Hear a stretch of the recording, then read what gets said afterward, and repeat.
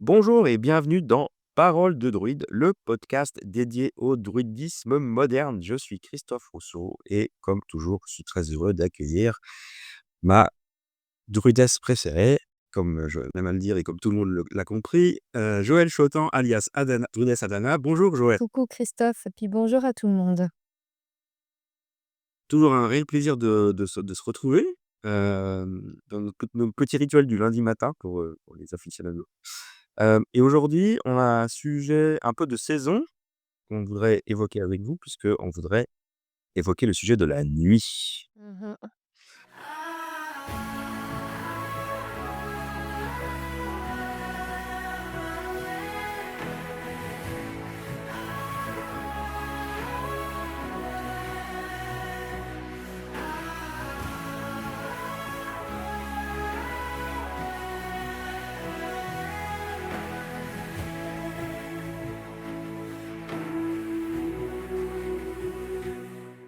Bienvenue à Parole de druide, le podcast où la sagesse ancienne rencontre le monde moderne. Je suis Joël Chotan, également connue sous le nom de druidesse Adana, fondatrice de l'école de druidisme éoriane à Baule en Suisse, près de Neuchâtel.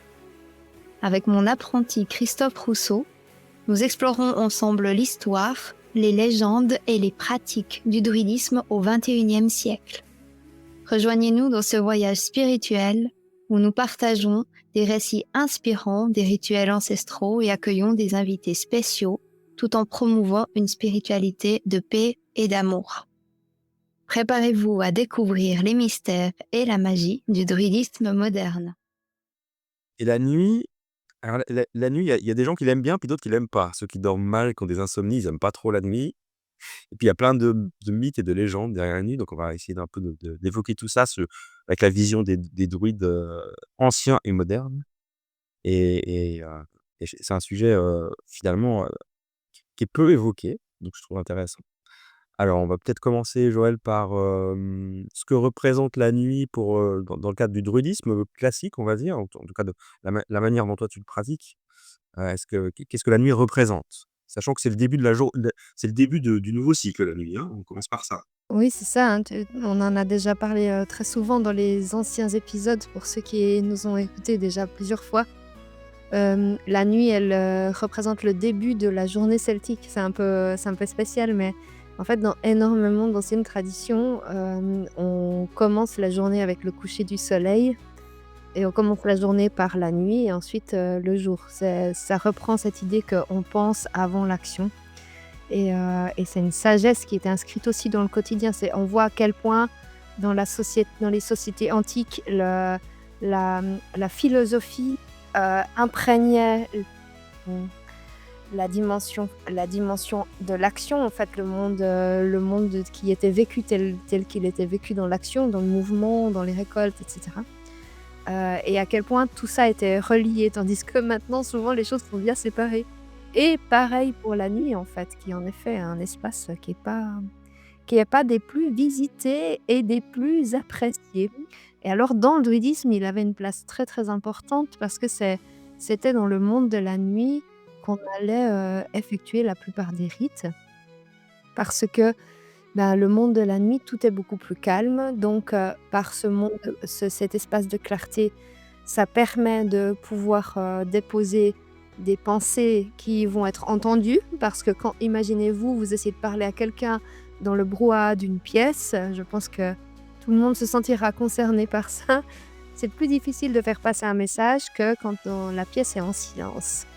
Et donc du coup, l'espace de la nuit, il permettait, au monde druidique ou en tout cas, aux sages de l'époque de pouvoir y déposer des rituels et des prières importants parce qu'il y avait le silence qui permettait d'être entendu et puis aussi parce que dans la nuit, le voile entre les mondes est le plus fin.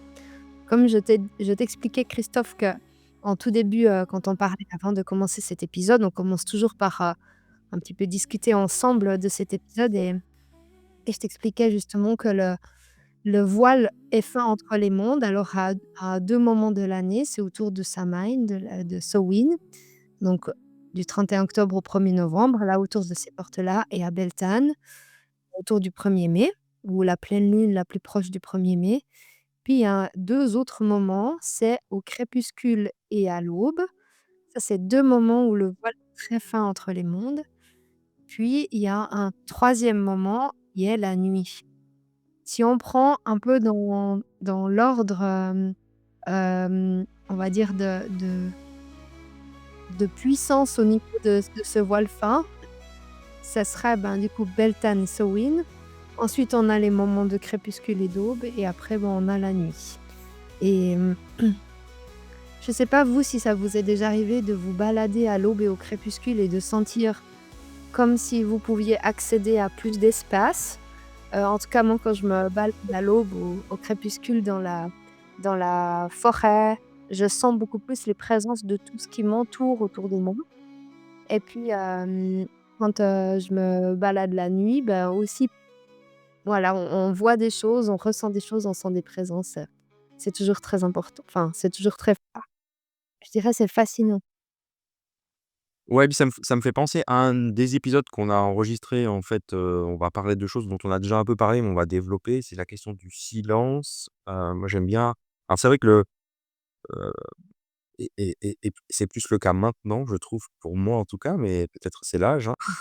Heu, le bruit, m'empêche de me concentrer ou de penser facilement, enfin, de manière, ouais, de facilement comme je le pouvais le faire quand j'étais plus jeune.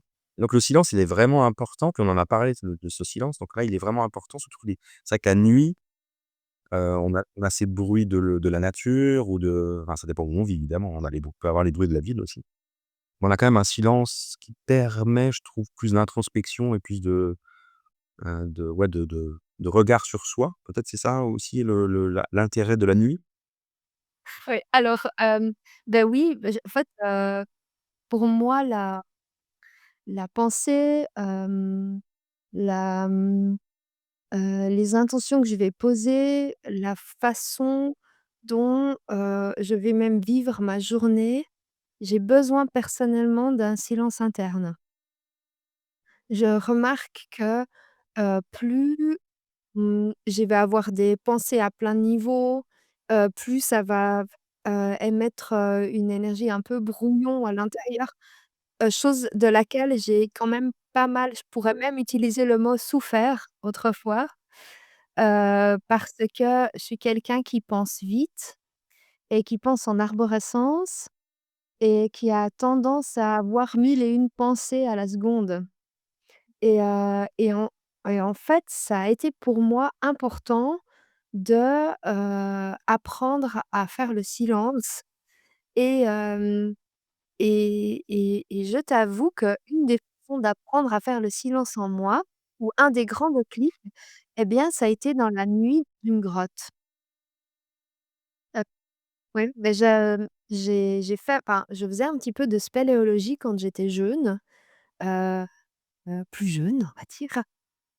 Et et on était toujours avec des gens en spéléologie, on est toujours en groupe, en fait, en tout cas la façon dont je le pratiquais dans un club, c'était en groupe et puis, en me sentant à l'aise, j'y suis allée quelques fois, alors pas dans des grottes très profondes, mais dans des grottes facilement accessibles, sans danger, je vous rassure. Je suis allée dans des grottes, seule parce que cet espace de la nuit me faisait peur et j'avais pas envie de me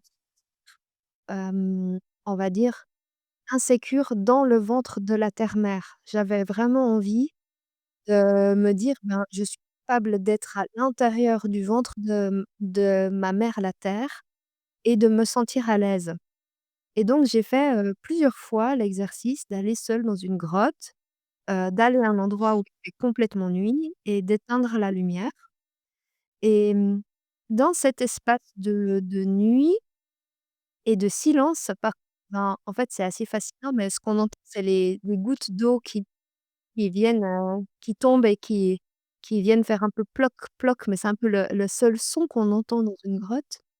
Hem, il y a quelque chose de très, doux pour les gens qui pensent beaucoup. Alors, faut réussir à ne pas se faire envahir par la peur et puis se mettre à réfléchir sur tous les sens, parce que le cerveau peut bien sûr s'emballer et imaginer plein de choses et plein de monstres et voilà. Mais, Mais en fait, cet état de silence et de structure, dans la pensée, ça c'est quelque chose vraiment qui m'a aidée en fait d'aller dans des pour pouvoir trouver ça. Alors je vous dis pas que c'est la clé, hein. Je pense qu'on a chacun notre voie par rapport à cette dimension du silence et de la nuit qui d'ailleurs pour moi vont ensemble, et qui sont vraiment essentiels à la vie et au quotidien. C'est d'avoir des espaces comme ça et peut-être que vous, vous trouvez des espaces de silence et de nuit dans des espaces où il y a de la lumière, mais je trouve que vraiment des espaces à apprivoiser et à reconsidérer parce que je sais pas ce que tu en penses toi Christophe, mais pour moi ça, c'est vraiment quelque chose qui est complètement négligé dans notre société, la dimension de la nuit et ce besoin de silence. On est tout le temps avec la radio, avec de la musique, avec, ah, voilà, après je sais pas les gens comment ils vivent, peut-être qu'ils vivent seuls, ils ont plus de silence, mais moi qui suis avec des enfants, ah bah, là, j'ai toujours un peu du bruit autour de moi et ces espaces de silence sont, mais vitaux pour moi et je m'en suis pas rendu compte tout de suite et c'est en souffrant de ce brouhaha mental que je me suis rendu compte à quel point le silence était utile pour moi et on le trouve dans la nuit. Ouais, c'est vrai. C'est vrai et c'est rigolo parce que moi je me rappelle moi j'ai ma maman, quand j'étais enfant, puis c'est toujours le cas maintenant, elle ne peut pas vivre sans, la télé allumée dans toutes les pièces, enfin dans une pièce où elle est. C'est même pas qu'elle la regarde, c'est juste que ça fait du bruit et puis je sais pas, ça a sûrement besoin de la rassurer et moi je me rappelle qu'enfant ça me j'avais pas prêté attention à cette chose-là, mais maintenant moi je me suis rendu compte qu'à un moment dans ma vie je faisais pareil, puis après j'ai arrêté parce que je ne pouvais plus avoir ce bruit permanent. Bon, la notion du silence, alors c'est vrai que la nuit est un endroit où, plus propice au silence, mais le jour aussi on peut avoir beaucoup plus de bruit Mmh. et et il y a beaucoup de personnes, je pense, qui, sans s'en rendre compte, ont besoin d'occuper, l'espace sonore avec des bruits. Ça peut être de la musique, en permanence, ça peut être, la télévision en effet, ça peut être d'autres choses. Hem et la musique c'est très bien, enfin, c'est évidemment très agréable d'écouter de la musique, mais tu as raison sur le fait qu'il faut profiter et la nuit, le soir, en tout cas quand le soleil est couché, profiter de ces moments où, on peut être au calme pour un petit peu, bah, prendre soin de soi dans le silence. Alors en effet, après c'est un apprentissage du mental qui doit pas prendre le dessus. C'est pas évident. Ça je dis pas qu'il faut méditer forcément la nuit, c'est pas ce qu'on est en train de dire là, mais c'est juste de profiter de ce moment où le monde s'endort, avec le coucher du soleil et profiter pour nous, non pas forcément de s'endormir tout de suite, mais de profiter de ce moment de silence. C'est un joli passage, je trouve, c'est intéressant. De profiter de ça, en effet, je suis assez d'accord. Heu, tu l'histoire de la grotte, ça m'a fait penser à un truc parce que moi, je pensais pas avoir peur du noir. Puis j'ai eu des 2 expériences, ben, au sein de l'école d'ailleurs, c'était des activités où on s'est retrouvé dans le noir 2 fois, où j'ai eu un moment de panique de 10 secondes, mais vraiment de panique totale, parce que j'avais plus de repères visuels. Une fois, c'était dans une grotte, on était ensemble. Une fois, c'était dans une tente, heu et Et le fait de se retrouver dans le noir complet, mais vraiment dans le noir complet, c'est-à-dire qu'on n'a plus aucun repère visuel, moi ça à chaque fois, enfin, je me suis rendu compte que ça me faisait paniquer. Donc la nuit enfin le noir en tout cas, la nuit noire peut être inconfortable. Alors moi c'est passager, ça va, hein, j'arrive à gérer après, mais pour certaines personnes en tout cas, ça peut être très inconfortable Oui. et je me dem d'où ça vient cette problématique de pas être forcément bien dans la nuit ou dans le noir? Oui, alors, ben, je pense que c'est quelque chose de très ancestral, la peur de la nuit. Alors je pense qu'il y a plusieurs choses. C'est que de manière générale, l'être humain, la nuit, il avait tendance, en tout cas pour la société agricole et les gens qui n'étaient pas dans la classe sacerdotale. Eux, ils avaient enfin les gens de la société plutôt agricole, ils avaient tendance à être la nuit, enfin autour d'un feu, dans des veillées où ils allaient profiter pour raconter des contes et des légendes. Tu vois, c'était vraiment un espace plutôt à l'intérieur. Du coup, on n'a pas idée à aller se mettre dans un espace insécure pendant la et je pense que le Mmh. fait de se retrouver dans une grotte, dans ou alors, dans la forêt, sous tente, hem, on n'a pas trop l'habitude et ça nous met dans quelque chose d'insécure et ça nous rappelle des peurs fondamentales. De voilà, d'être agressé, de brigandage. Faut savoir qu'on a quand même des milliers d'années d'histoire, où, il faisait pas bon se promener, seul la nuit. C'était le truc à se faire détrousser donc je pense que c'est quelque chose qui reste, enfin, comme toutes les mémoires, ça continue d'exister dans notre corps, dans notre ADN. Et il y a de plus en plus d'études à ce sujet et je pense en fait, ces parts de nous, elles continuent de fonctionner comme une espèce de de protection qui fait qu'en étant la nuit dans un espace, inconnu ou insécure, ben, ça génère, des pensées du type, ben, voilà, «C'est dangereux, tu vas te faire agresser, il faut pas rester là, sors, sors, sors!» Enfin voilà et une autre chose, c'est je pense que la nuit, elle fait aussi référence au vide. Tu parlais de ce besoin d'occuper l'espace et de remplir l'espace avec du son, et pour moi, ça, c'est aussi la notion de vide qu'on retrouve dans le thème de la nuit. Cette acceptation du vide et de l'absence et ce besoin de combler quelque chose et cette absence par le fait, de remplir ça par quoi que ce soit. Que ça soit du son, que ça soit, de la nourriture. Et puis une autre chose, que la nuit, elle est quand même en lien avec le thème de la mort, parce que, ben, on est dans un espace qu'on visite peu, sur lequel on n'a pas de maîtrise, sur lequel on dans lequel on n'est pas vraiment hyper à l'aise parce qu'on peut pas fonctionner comme on a l'habitude et bah, c'est le moment où le soleil se couche, à l'ouest que va venir apparaître la nuit et la symbolique du coucher du soleil représente la mort. Donc en fait, le monde de la nuit, il est ce qui nous il fait, réveiller nos plus grandes peurs et les parts de nous, qui sont les plus inconfortables et insécures.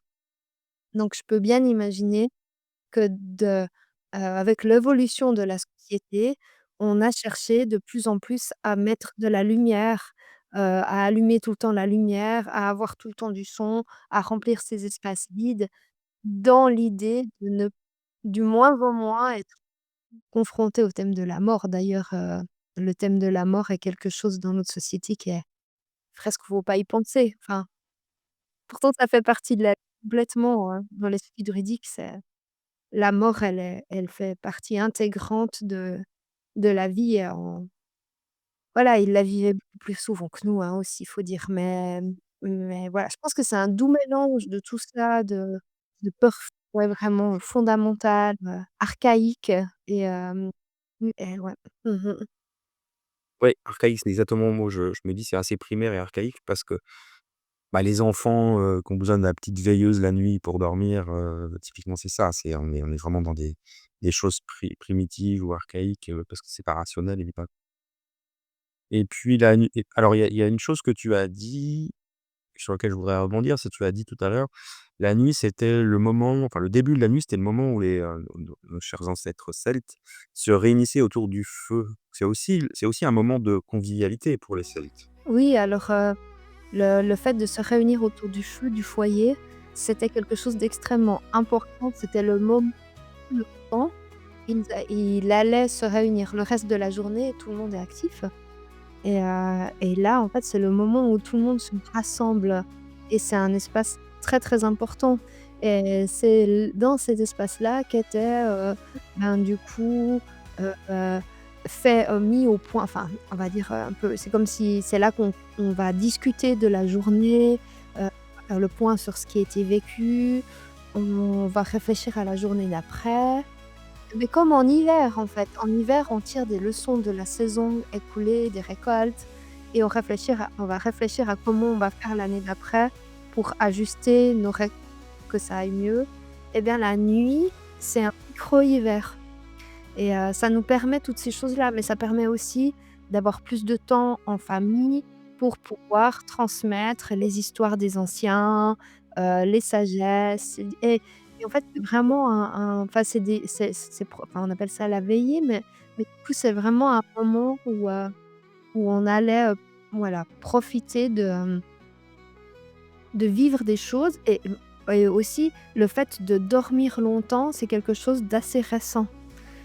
Autrefois, la nuit, elle était propice à plein de choses, mais on dormait par intermittence. On n'avait pas l'espace pour, dormir 8 heures comme on le fait maintenant.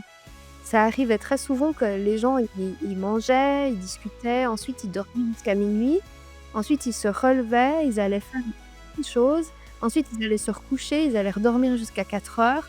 Ensuite ils allaient se relever, ils allaient refaire deux-trois petites choses, les matines et cetera, enfin et puis, ensuite après ils allaient redormir un tout petit peu jusqu'au lever du soleil où là ils allaient se remettre de nouveau en mouvement.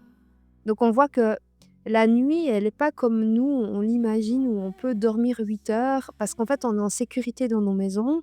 Il faut savoir que dans les sociétés, anciennes, la nuit, elle était propice, aux prières, à l'activation de certaines voilà, de certaines intentions, aux soins particuliers dans une maison, au filage, à plein de choses. En fait et c'est, c'est intéressant que c'est on a là, vraiment la relation avec la nuit, elle a complètement changé avec le temps. Chez nous, c'est genre, on se couche et on se réjouit du lendemain matin et l'espace entre 2 là, c'est 8 heures si tant est qu'on a l'espace pour dormir 8 heures, hein. Je sais que, ceux qui nous écoutent, il y en a plein qui ont pas le temps pour ça, mais c'est admettons, c'est 8 heures, c'est un peu un no man's land et il n'est pas du tout et même, il y a des gens qui tentent de le réduire au minimum parce que dormir, c'est une perte de temps et c'est fou, en fait. Ah moi j'ai pensé ça longtemps, hein. J'ai pensé ça longtemps, que dormir c'était une perte de temps et donc il fallait la réduire le plus possible. Hem Et je ne comprenais pas l'utilité de la nuit. Ça a été, enfin bon longtemps. J'ai à un moment de ma vie, c'était ça, quand j'étais adulte et alors maintenant que je comprends que la nuit, c'est tellement important pour, plein de choses. Déjà pour rien que pour le fait de récupérer, de se de se régénérer, hein, mais c'est intéressant ce que tu dis qu'à à une certaine époque, on n'avait pas ce confort. Fallait même alimenter le feu, c'est pour ça qu'on devait se lever aussi. Enfin, là, on a le confort de la maison, le chauffage, on a rien peut on peut être tranquille pendant 7-8 heures en effet et puis dormir tranquillement, c'est récent en fait dans notre, société, humaine. C'est 100 ans, hein, à peine. Enfin, parce que même il y a 200 ans, tout le monde n'avait pas forcément ce confort-là et on sait que sur la planète, tout le monde n'a pas ce confort-là non plus, encore. Mais ça, c'est intéressant, c'est que la société a évolué et a transformé la nuit comme quelque chose d'un peu enfin, qui semble inutile en effet, juste dormir, ce qui est évidemment pas le cas. Bah, c'est la période industrielle, c'est avec le fait d'être, comment on dit? Je perds le mot, mais, d'être actif quoi, de productif, voilà, c'est faut être productif. Unis, on produit rien, donc ouais. C'est productif. Et du coup, la nuit, ça on produit rien donc c'est un espace inutile qu'on voilà, mais c'est pas ce que je pense, hein, de nouveau pour ceux qui nous arriveraient maintenant, notre cas, c'est pas ce point. Mais ouais, enfin, ça montre à quel point notre société a évolué, bien sûr, hein, c'est mais à quel point c'est important aussi de revenir à aimer la nuit. Et ça demande de la bah, déjà notre corps, il a besoin de dormir pour se régénérer. Hem, il a enfin et voilà, il y a tout notre système qui a besoin ce temps de reset, en fait, c'est là qu'on va faire nos mises à jour, personnelles et on a besoin de ce temps-là, mais aussi ce temps-là, spirituellement parlant, il est habité par des voyages où on va, pouvoir apprendre de nouvelles choses. Moi, ça m'est arrivé de nombreuses fois de pouvoir occulter mes rêves et d'aller dans la nuit, dans des endroits où je souhaitais apprendre des choses et de me retrouver avec des personnes qui m'ont offert des transmissions. Et ce qui est génial dans cet espace dans la nuit, dans cet espace des rêves, c'est qu'il y a pas d'espace-temps. Donc, on peut se retrouver dans des sociétés anciennes à participer à des réunions, druidiques. On peut se retrouver, à y vivre pendant l'impression d'y vivre plusieurs années alors qu'en fait, c'est juste le temps d'une nuit. Et en fait, la nuit, elle recèle des secrets, de de spiritualité, de voyage. Enfin, je crois qu'on n'a même pas 1% idée de tout ce qui peut, être offert par la nuit. C'est, c'est un monde de mystère, heu, qui dans notre société de production a été complètement déserté. Et moi, en tant que druidesse, j'ai envie de vous dire: «Mais reprenez, heu, place dans vos nuits, en fait». C'est essentiel. Déjà, aussi dans les Tibétains, ils disent que si on a peur de la nuit, qu'est-ce qu'on va faire au moment de la mort? Mais c'est un peu ça. C'est pareil, en fait. C'est un passage majeur de changer de en fait, entre, la veille et le sommeil. Et c'est clair que ce changement d'état, il peut s'apparenter à une forme de mort et ça nous prépare à ce passage-là plus tard et on le fait, 365 fois par an. C'est une super préparation et ouais, enfin, c'est vraiment, important. Je sais pas combien d'entre vous, hem, se préparent à la nuit? Enfin, essayez de penser comment vous vous endormez.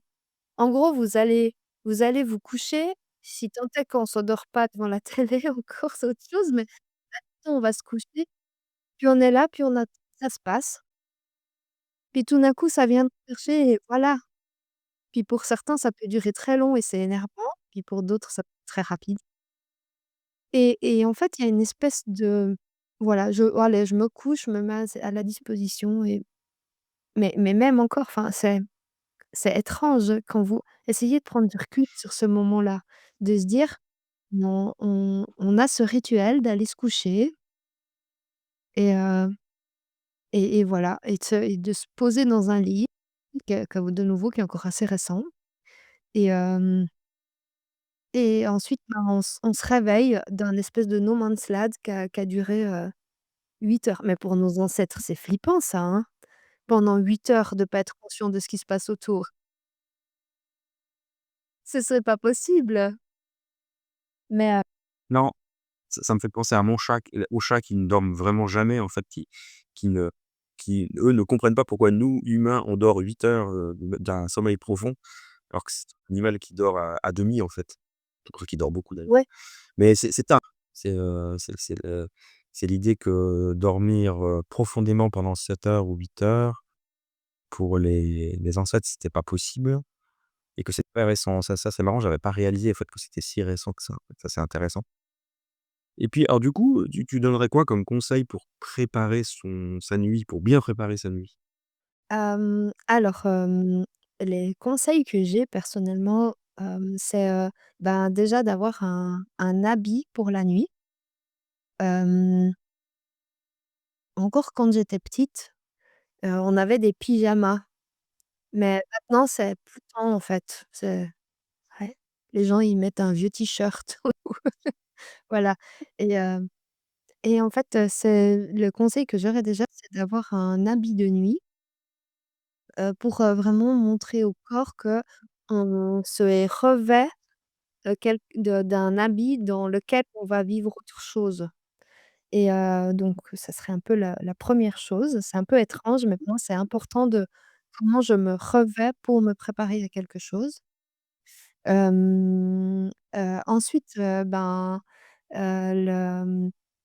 l'autre chose, c'est que quand je vais aller dormir, mon rituel personnel, bah, ça sera de me doucher pour pouvoir effacer les mémoires de la journée et me préparer à un autre état et après quand je vais aller me coucher, là, je vais vraiment prendre un temps pour respirer, pour calmer, mon système par juste un peu des respirations lentes et je toujours remercier la journée. Il y a une phrase, on l'avait déjà dite dans d'autres podcasts, mais c'est une phrase du type, «Je vous remercie, fils du soleil, gardien du jour, pour, cette journée que j'ai traversée avec vous. J'ai trouvé incroyable de vivre ça, ça, ça. C'était vraiment super, et maintenant je m'ouvre, fille de la lune, déesse de la nuit, pour, cet espace de nuit qui m'accueille. Je vous honore et je vous remercie de prendre soin de mes rêves». Donc ça, c'est une prière druidique, que je vais changer. C'est pas des mots fixes, mais que je vais changer et tout. Ouais. Et cette prière, cette pensée que je change vraiment la phrase, elle est pas forcément même avec, fils et filles, et vraiment c'est une pensée personnelle où je vais penser à ma journée et faire un peu une sorte d'état des lieux de ma journée. Je vais remercier pour ça, sans trop activer mon mental. C'est pas long, c'est genre 30 secondes, et puis ensuite après, je vais ouvrir à l'énergie de la nuit comme si j'ouvre une autre porte. Je ferme une pour une autre porte, et cette autre porte, cette énergie de la nuit, eh bien, je vais saluer, je vais la et puis quand je suis dans mon ben, du coup, j'ai pas de lumière, alors que j'essaie de dormir avec le minimum de lumière.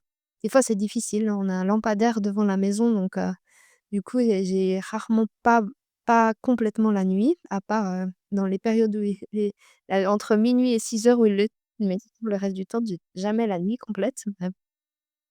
Mais ça, c'est vraiment pour moi, c'est important d'accueillir cette énergie de la nuit, et puis, de pouvoir, vraiment, m'ouvrir à ça. C'est vraiment me mettre dans la disponibilité de cet espace qui pour moi est essentiel. Et après, pour moi, la nuit, j'aime beaucoup imaginer comme un manteau qui tombe sur moi.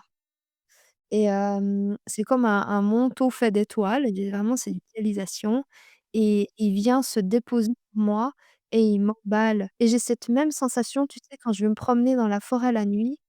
C'est quelque chose que j'ai dû aussi apprivoiser parce que j'avais très peur de ça et j'avais plus envie d'avoir peur de ça, donc j'ai pris le temps de l'apprivoiser par, petit à petit aller toujours plus loin, avec et sans lampe, et observer et vraiment m'accompagner personnellement à libérer cette peur. Et maintenant, j'ai vraiment cette sensation quand je me promène dans la forêt la nuit, c'est comme s'il y a un manteau qui m'entoure et qui me protège, et c'est tellement doux, c'est tellement, tellement doux, en fait.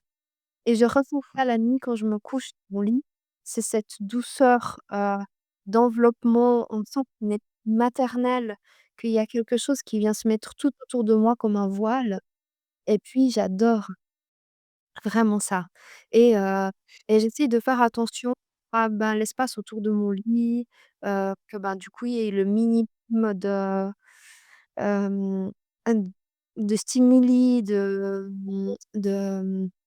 voilà, Les perturbations. passion, tant électromagnétiques que, ben, voilà, des objets, des choses comme ça, pour pouvoir, permettre vraiment à l'énergie de la nuit de prendre, sa place en moi. Je rêverais d'avoir une pièce dédiée uniquement au sommeil avec rien d'autre.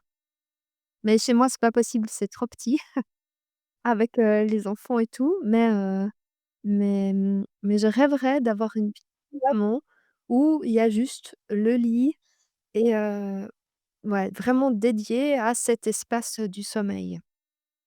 Informé pour ça. Mmh. Et tu penses quoi du fait que certaines personnes ont besoin de, par exemple, de lire pour s'endormir ou de méditer ou de enfin, c'est OK aussi, j'imagine, il y a pas de Bien sûr, ouais. Mmh. des activités qui calment un peu le mental aussi, qui permettent l'endormissement plus facile. Oui, bah, faut changer d'état, c'est de nouveau ça, c'est cette capacité de changer d'état, elle est difficile parce que quand on est en activation pendant toute une journée, c'est difficile de ralentir le système.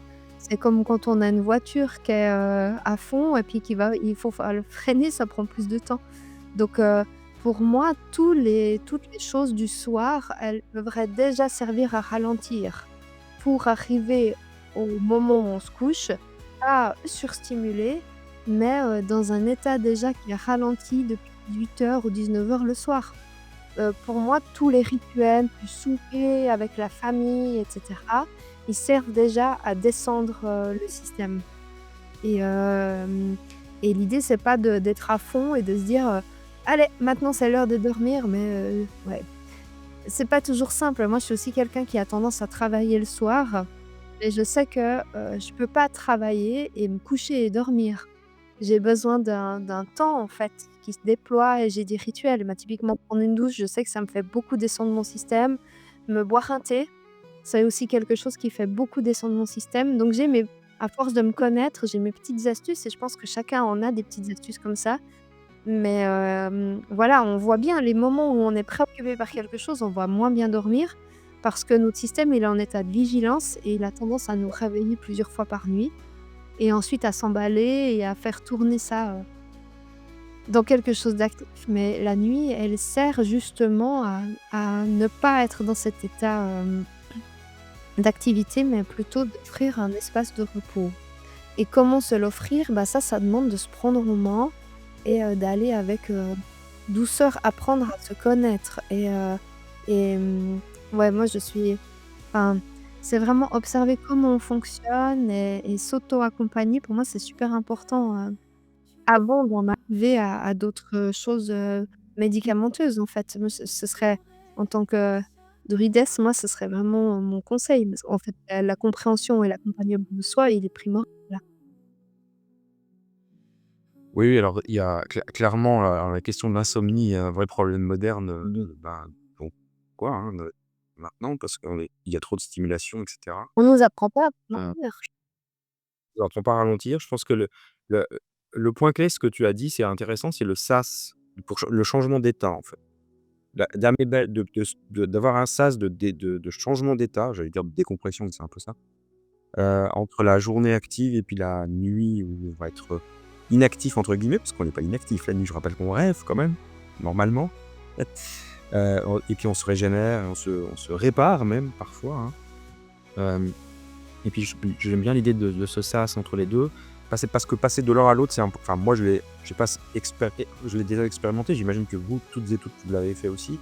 Si vous rentrez tard, d'une activité quelconque, ça peut être du travail ou une sortie ou peu importe, vous pouvez pas rentrer et puis vous allez directement vous coucher. C'est l'enfer. Moi je j'arrive pas du tout à passer de l'un à l'autre comme ça sans un moment tranquille. Alors il y en a qui vont plus vite que d'autres, ça c'est vrai, mais sinon l'endormissement est beaucoup plus difficile.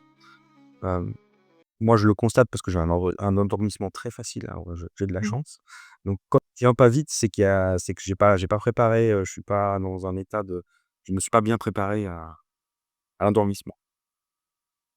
Donc il faut pas le négliger, je suis tout à fait d'accord et tu disais quelque chose tout à l'heure sur alors on a fait un épisode sur le rêve, donc on va pas refaire, le sujet du rêve et je vous invite à l'écouter si vous l'avez pas écouté. C'est le rêve des druides et un bel épisode. Hem, que tu te préparais aussi au rêve. Ça implique quoi ça, se préparer au rêve? Alors, pour moi, se préparer au rêve, c'est poser déjà des intentions pour la nuit et au moment de la transition entre, la veille et le sommeil, je vais être dans des pensées qui vont induire un rêve.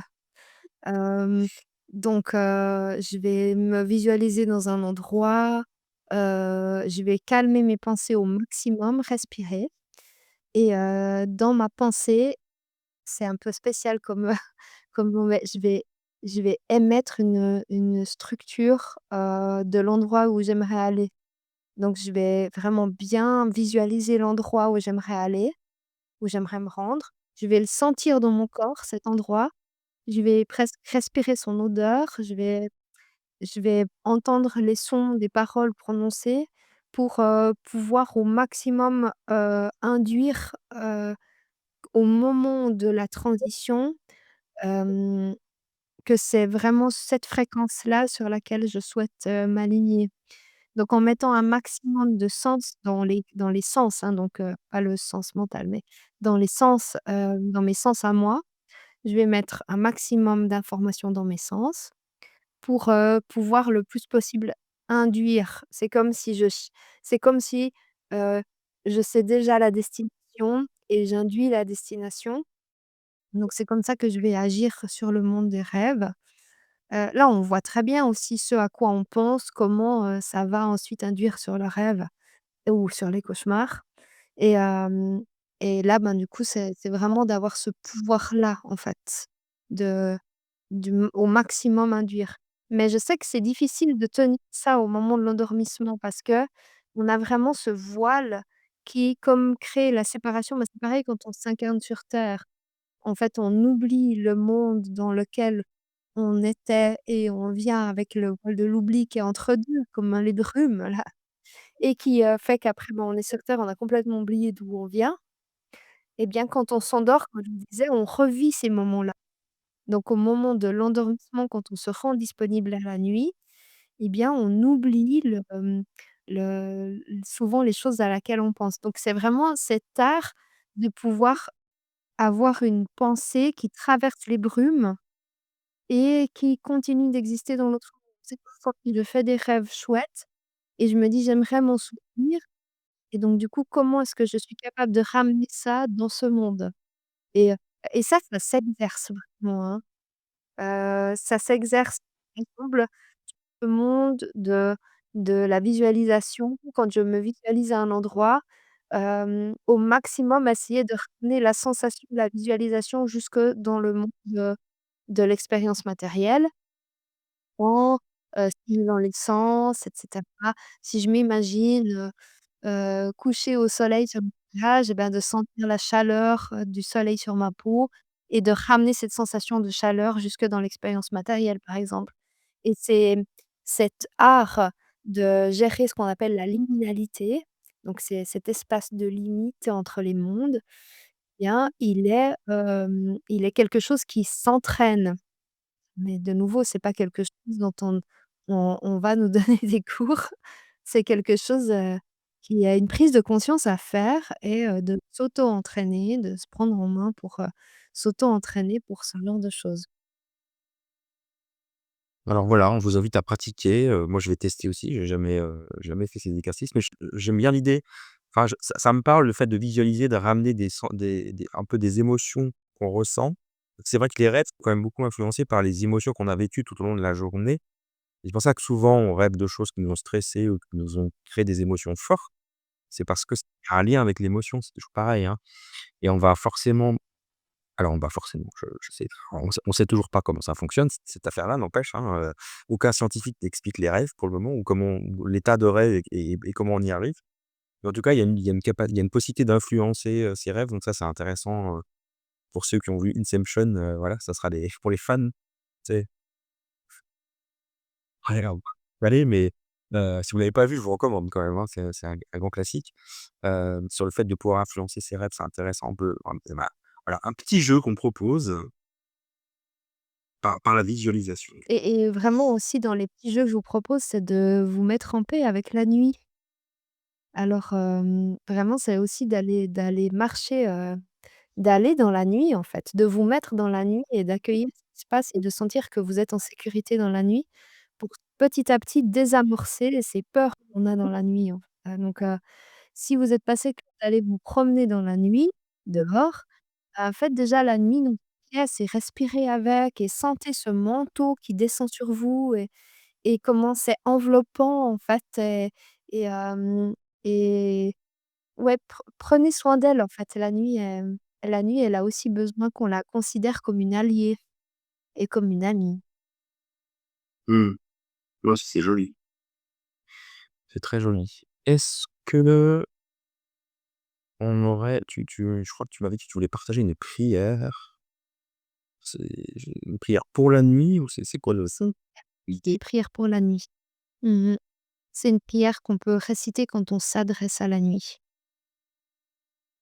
Donc je vais vous la lire et peut-être je vous invite, tous à fermer les yeux, ceux qui nous écoutent, ceux qui nous regardent, pour, être dans cet espace de nuit en nous parce que vous aurez fermé les volets et heu et accueillir, du coup, cet espace de voilà, en soi. De la nuit, elle nous amène aussi à cet espace en soi, de retrait, de repli, à l'intérieur de soi. Donc fermez vos yeux, faites votre nuit interne et je vous conte la prière à la nuit. Ô nuit ancienne, mère du silence et des étoiles, nous entrons dans ton manteau sombre comme on entre dans un sanctuaire. Nuit profonde, toi qui enveloppes la terre de repos, apaise nos pensées et dépose nos fardeaux dans l'ombre bienveillante. Dans ton obscurité féconde que germent les rêves, que se réparent les cœurs fatigués et que l'âme retrouve son rythme juste. Nuit des ancêtres, garde les portes entre les mondes entr'ouvertes, afin que la mémoire, la sagesse et l'inspiration puissent nous visiter. Quand tout se tait, que notre écoute s'ouvre, quand la lumière s'éteint et que la clarté intérieure s'allume. Ô nuit sacrée, reçois-nous, berce-nous, transforme-nous jusqu'à l'aube et en son temps nous rende au jour renouvelé. Awen.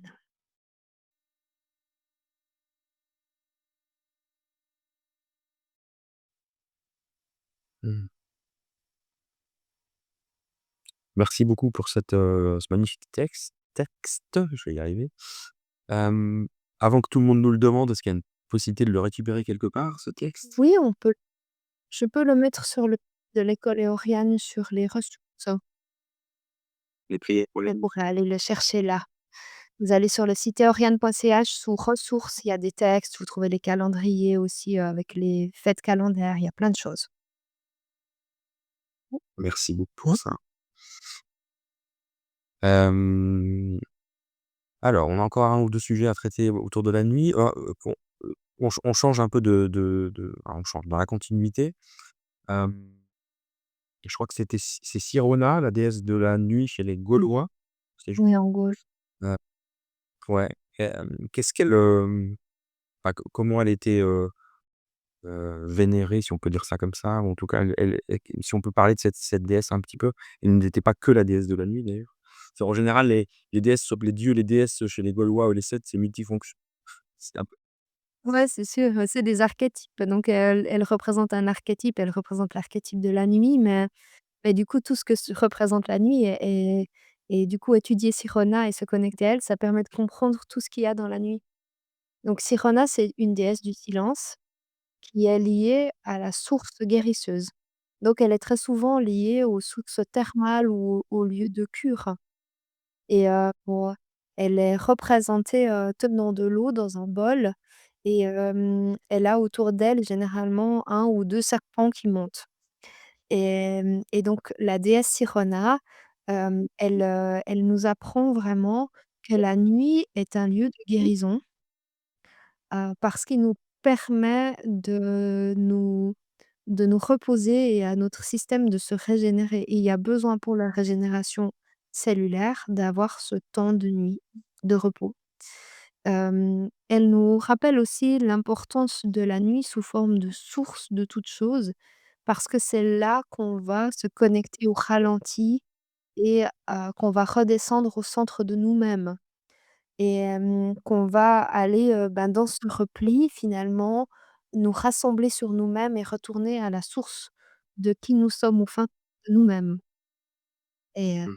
c'est aussi, dans la nuit qu'on va voir l'étoile polaire qui est la source de toute chose. Aussi dans le druidisme, on dit que c'est le centre du monde et que de là tout viendrait et on le voit pas le jour, hein, on la voit pas le jour cette étoile polaire, on la voit la nuit. Donc elle nous ramène vraiment à cette notion de repli. Donc Sirona, ben, voilà, elle nous ramène au monde de l'eau, le monde de l'eau dans lequel le feu se dépose pour terminer sa course. Dans le bouddhisme, il y a toujours cette histoire du feu et de l'eau qui ont besoin de s'équilibrer pour que le monde soit en paix. Et le feu, c'est aussi la symbolique du soleil qui, quand on est le plus à l'ouest, va tomber dans l'eau. Au moment du coucher du soleil, la boule de feu du soleil, elle tombe dans l'eau et c'est le coucher du soleil, c'est des couleurs magnifiques, mais c'est un moment sacré où le feu et l'eau se réunissent et permettent un changement d'état. Et cet équilibre entre le feu et l'eau, il est hyper important et du coup, la déesse Sirona, elle nous invite à prendre soin de l'énergie de l'eau, étant gardienne de ça. Le feu, ça sera Lough ou d'autres, dieux qui sont, eux, gardiens de la dimension solaire. Lough est vraiment un des grands gardiens du jour et donc du coup, cette, déesse, voilà, elle représente vraiment la dimension d'une eau pure qui accueille parce qu'elle a une coupe, donc elle accueille. De nouveau, elle accueille le soleil. C'est vraiment beaucoup d'observation, hein. Le druidisme, c'est de l'observation de laquelle on gène enfin naît une philosophie, une observation naturelle et c'est ça que je trouve beau. Et Siriana, bah, c'est ça, c'est la source qui jaillit de la terre, la source de l'élément eau, la coupe qui accueille, la guérison que l'on trouve dans le monde de la nuit, la gardienne des songes. Elle On peut faire des prières à Sirona. Moi, j'avais fait des petits sachets avec, des plantes. J'avais mis de la lavande et de l'armoise dans des petits sachets. Une prière à la déesse Sirona que j'avais écrite et je mettais ça, comme petit sachet sous l'oreiller des enfants quand ils avaient de la peine à dormir pour, les aider et les accompagner dans le sommeil avec la déesse Sirona qui allait veiller sur leurs rêves. Donc voilà, on appelle ça des dream bags en anglais. C'est des ouais, c'est des petits sachets de rêve et voilà, il y a plein de pratiques autour de la déesse Sirona comme ça, mais c'est vraiment une bonne alliée pour rentrer dans l'énergie du sommeil et se familiariser avec le monde de la nuit. Très bien, donc la nuit, oui, la nuit et de l'eau est l'élément symbolique de la nuit, le plus fait ce rapprochement, mais c'est vrai qu'à l'opposé du soleil, enfin du feu et du soleil du coup pour le jour, la nuit, l'eau. OK, très bien et je oui alors c'est rigolo, j'avais pas fait ce rapprochement, c'est intéressant. Oui parce que la nuit c'est aussi, comment dire? Elle est occupée par la présence de la lune ou pas d'ailleurs, ça c'est aussi quand même un lien avec la lune. C'est aussi, et la lune a des effets sur l'eau avec les marées, enfin il y a tout un je trouve qu'il y a une logique, Qui me parle bien. C'est la gardienne de la nuit et puis, la lune et l'autre élément de la nuit, c'est la terre parce que c'est ce moment de repli sur soi, de retourner dans sa grotte intérieure. Donc ces 2 éléments féminins, l'eau et la terre. Donc on voit vraiment que dans le thème de la nuit, on est dans une énergie de matrice. On dit aussi que la nuit, c'est l'utérus de la vie et c'est un moment vraiment où on s'offre ce moment de retour à nos origines, voilà, qui fait vraiment beaucoup de bien.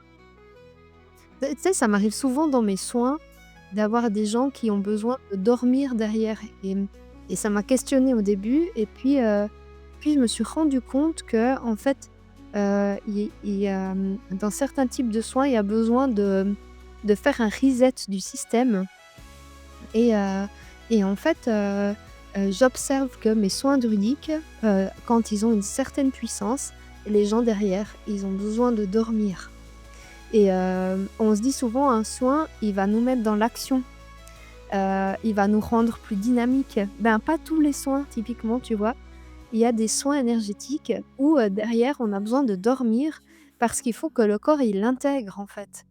Donc il a reçu, beaucoup d'énergie lumineuse et là, il est temps, du repos et il a besoin de l'intégration, il a besoin de se poser donc ça fait partie un peu des choses que je recommande après mes soins, c'est d'avoir du temps pour se reposer derrière et pour intégrer le soin dans le fait de faire une sieste et ça aussi la sieste, c'est quelque chose qui s'est perdu, on s'offre de moins en moins le temps des siestes. Mmh. C'est vrai. C'est encore un autre sujet parce que la sieste, c'est en plein jour, mais Ouais, les moments où on a besoin de se reposer, c'est là qu'on voit que les journées étaient aussi entrecoupées. Et que maintenant on a des journées qui font biou, puis des nuits qui vont bou et avant c'était tout entrecoupé. mais le pire c'est que c'est indispensable, la sieste, c'est tellement mal vu par notre société. Si on compare aux Japonais par exemple qui font la sieste au travail ou les Coréens, enfin non, en Asie les Coréens font ça aussi, je crois, plutôt les Japonais. Où la petite sieste de 10 minutes, un quart d'heure, très réparatrice et je sais pas si vous avez déjà testé ça, mais testez-le parce que franchement, si vous avez la possibilité, et c'est encore une de ces choses, qui sont mal vues parce que improductives, n'est-ce pas? Complètement. Ça Ça aurait été le maître mot du jour, car productivité. Que je je le vois sous un autre, angle Mmh. maintenant. Mmh, pour quelqu'un comme moi qui est très productif, je me rends compte que les moments de pause et de sommeil et de ralentissement sont Mmh. importants. C'est sûr. Très bien. Alors on a bien avancé sur le sujet. Je pense on va finaliser avec une petite triade, en lien avec le thème du jour, hein, si tu Ah bon? Alors on est parti pour la triade sur la nuit. 3 mystères de la nuit. Ce qui se dépose, ce qui se souvient, ce qui naît dans l'ombre. 3 mystères de la nuit. Ce qui se dépose, ce qui se souvient, ce qui naît dans l'ombre. Une troisième fois pour la triade. 3 mystères de la nuit. Ce qui se dépose, ce qui se souvient, ce qui naît dans l'ombre. Alors c'est vrai que on n'a peut-être pas beaucoup dit ça, mais la question de naître de l'ombre ou d'aller au fond de soi, aller dans sa propre nuit, on a peut-être pas assez insisté là-dessus, mais c'est aussi un élément important. Mmh. Très important, ouais. C'est vraiment le retour à soi, c'est notre matrice personnelle, justement le fait de fermer les yeux et donc du coup, de mettre notre nuit interne et de pouvoir, voilà, prendre ce temps à l'intérieur de nous, c'est vraiment essentiel et ça nous permet de nous déposer en nous. Moi, j'aime bien le mot «sédimenter». J'aime beaucoup ce mot de sédimenter, moi. Comme tu le sais, je suis passionnée de pierres depuis toute petite et entre autres, mais il y a les pierres sédimentaires et pour moi, la nuit, elle sert à nous sédimenter. C'est vraiment ce moment où l'expérience, comme pour les pierres, c'est l'expérience de la vie, elle fait «pfou» et elle se sédimente dans les fonds marins et ben, moi, la nuit, elle sert à me sédimenter. C'est, le moment où, en fait, toute mon activité, elle se pose et je peux la générer par la méditation ou par d'autres choses, cette sédimentation, mais la nuit, elle est extrêmement importante pour ça. Oui, Oui, je comprends ce que tu veux dire et la question de poser l'expérience, heu, comment dire? De la sédimenter, c'est vraiment le bon mot, hein. C'est-à-dire qu'on la garde en soi, hein. Mmh. Ça veut dire qu'on a appris quelque chose, on a vécu quelque chose qui nous permet d'avancer. Moi, j'aime bien toujours cette idée d'avancer avec les petits pas, le kaizen et donc la nuit fait partie de ce processus-là. Si Mmh. on n'a pas la capacité d'intégrer de les expériences du jour, elles ne sont pas utiles, en fait. Ouais, je pense que c'est Et la une bonne Et terme. la couleur de la nuit est calmante. L'indigo, c'est une couleur extrêmement calmante pour le système aussi en chromothérapie, tu vois? Le jaune est une couleur activante, la couleur du jour et l'indigo est une couleur extrêmement calmante en chromothérapie. Tout dans la nature est aligné pour aller, dans une logique certaine. ça, on n'est pas convaincu, après des Tout est là, en fait. C'est vraiment l'art de l'observation et tout est là. tout est là, exactement. Est-ce que, tu aurais un dernier petit conseil pour les auditeurs, auditrices, spectateurs, spectatrices, heu, pour passer de bonnes nuits? Alors, ben, de nouveau, comme on l'a expliqué, c'est l'histoire du sas qui est pour moi, vraiment important. Hem, de de faire en sorte que là, c'est la géobiologue, on va prendre les multiples casquettes. La géobiologue, elle a envie de vous dire: «Votre chambre, elle doit avoir l'information de dormir et pas l'information du travail». Donc bien dormir, c'est important d'avoir une chambre dans lequel on ne travaille pas, donc pas où il y a un bureau, Hem, voilà, où la bibliothèque d'écriture, de réflexion, pouvoir 2-3 livres, mais qui vont vous accompagner dans l'endormissement, par exemple. Mais vraiment une chambre, enfin la pièce de de dormir doit être consacré à l'énergie de dormir. Ça, c'est une chose importante. Ensuite la druidesse, elle vous dirait: «Les rituels d'endormissement sont importants». Donc ben, par exemple, pour moi, c'est le rituel de la douche avant d'aller dormir qui me permet l'eau, elle me purifie de ma journée et elle me met disponible pour, dormir. Les vêtements de nuit et ensuite, me rendre disponible à l'énergie de la nuit, sentir ce voile qui descend, ça, c'est aussi important. Et puis la droguiste, l'herboriste, elle vous dirait qu'il y a des plantes qui peuvent vous aider à calmer votre système, qui sont des plantes calmantes et donc du coup qui induisent le calme en nous et qui nous accompagnent, comme, par exemple, la mélisse ou la lavande ou des plantes comme ça, qui nous permettent d'aller gentiment vers la nuit. Mais ça, vous pouvez, demander conseil si jamais, auprès, des pharmaciens ou des droguistes, dans les endroits où vous êtes pour, trouver des tisanes pour vous accompagner vers, l'énergie de la nuit. Mais en fait, cherchez des petits rituels qui vous font du bien. Les enfants, ils en ont besoin eux, hein. Ils ont besoin de leur histoire, ils ont besoin de leurs rituels et nous, on les perd à l'âge adulte et en fait, sans rituel, il y a pas de tradition. On en a déjà parlé dans les rites, mais l'importance de l'année qui tourne, c'est grâce aux rites. C'est ça qui nous permet de nous souvenir du temps. Par exemple, le rite de Noël de chaque année: «Ah, tu te souviens, Noël en 2030, il y avait ça, ça, ça». Donc en fait, les rituels nous permettent de rythmer la vie et d'avoir du souvenir et de créer des changements d'état. Quelqu'un qui n'a pas de rite change plus difficilement d'état et ben, du coup, pareil pour le soir, en fait. C'est un moment propice au rituel, donc chaque rituel qui vous permettent de changer d'état et qui vous font du bien. C'est super personnel, mais cherchez ce Très bien. Merci beaucoup Joël, sur ces, magnifiques paroles. On va vous souhaiter, alors si vous écoutez le soir, une bonne nuit, si c'est le jour, de bien préparer votre prochaine nuit. On va retrouver avec grand plaisir, dans une semaine et en attendant, prenez soin de vous et de vos nuits. oui et puis des petites prières aussi, j'ai pas dit, mais des petites prières, à la nuit, c'est toujours bien. Merci beaucoup. Au revoir, bonne nuit.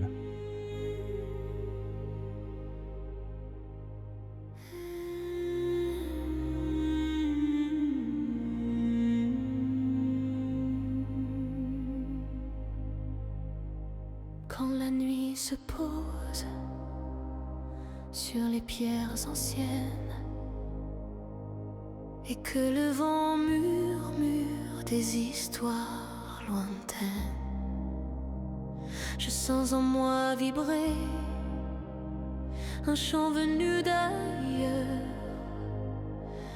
un souffle de lumière qui rallume mon cœur. Dans le silence du monde, une voix profonde appelle mon nom et je comprends enfin. Là où les brumes s'ouvrent, je retrouve ma route. Une flamme éternelle traverse les âges et m'écoute.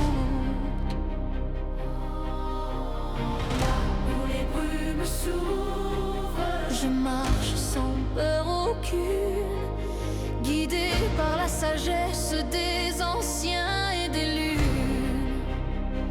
Oh, je me relève et tout devient clair. Là où les brumes s'ouvrent, je nais dans la lumière. La forêt respire, veille comme une mer. Ses branches me portent, ses racines éclairent. Et dans chaque feuille, dans chaque souffle ancien, je reconnais ma place, mon histoire, mon chemin. Le monde parle en moi, je l'entends pour la première fois. Et dans le vent qui gronde, je sens battre les